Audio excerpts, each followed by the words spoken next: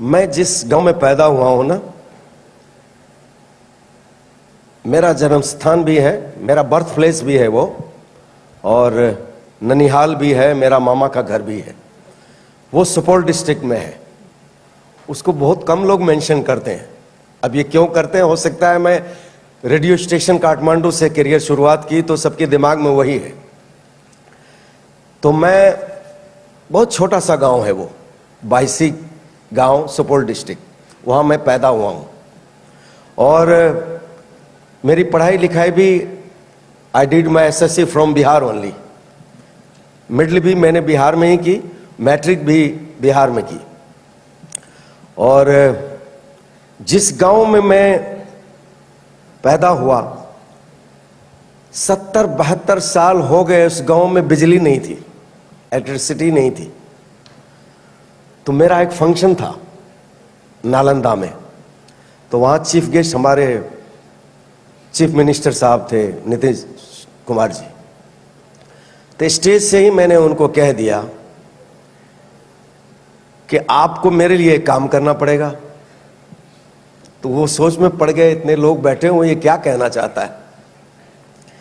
मैंने कहा जहां मैं पैदा हुआ हूं और जहां मैं पढ़ा लिखा हूं, वहां 72 साल हो गए देश को आजाद हुए, वहां इलेक्ट्रिसिटी नहीं है। एक हफ्ते के अंदर उन्होंने इलेक्ट्रिसिटी लगाया वहां।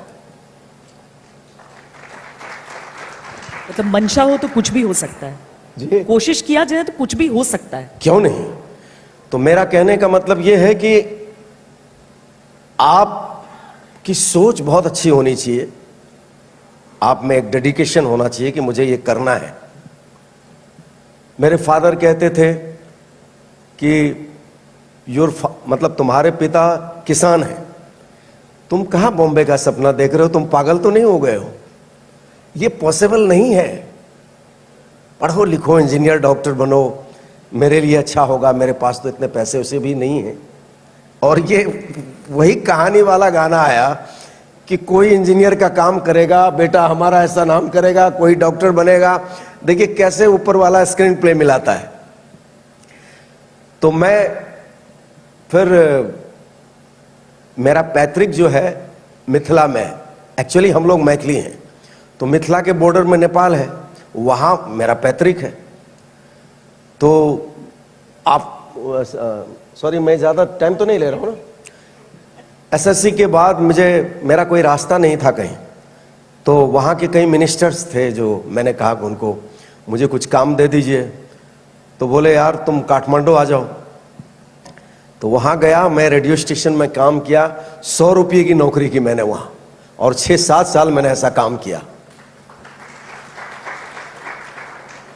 और आपको बहुत अच्छा लगेगा सुन के, न मेरा वहां घर था, और काठमांडू भी कैपिटल ऑफ नेपाल है, तो मुझे बहुत तकलीफ होता था वहां, और 100 रुपये में तो कुछ होगा नहीं। तो रात को मैं 5 स्टार होटल ज्वाइन करता था, वहां गाना गाता था। फिर मैंने उस दरमियान रात को कॉलेज की मैंने वहां, और उसके बाद मुझे म्यूजिक स्कॉलरशिप मिला इंडियन एम्बेसी से, और मैं बॉम्बे आया, और मैं वहां 6-7-8 साल म्यूजिक क्लासिकल की ट्रेनिंग ली। और उसी दरमियान मैं म्यूजिक डायरेक्टरों से मिलता था, तो मुझे थोड़ा थोड़ा काम मिलता गया, और भगवान की कृपा ऐसी रही, और आप लोगों की दुआओं से 1988 में क़यामत से क़यामत आई, और ऊपर वाला ने चाहा तो क़यामत से क़यामत तक ही मामला रहेगा।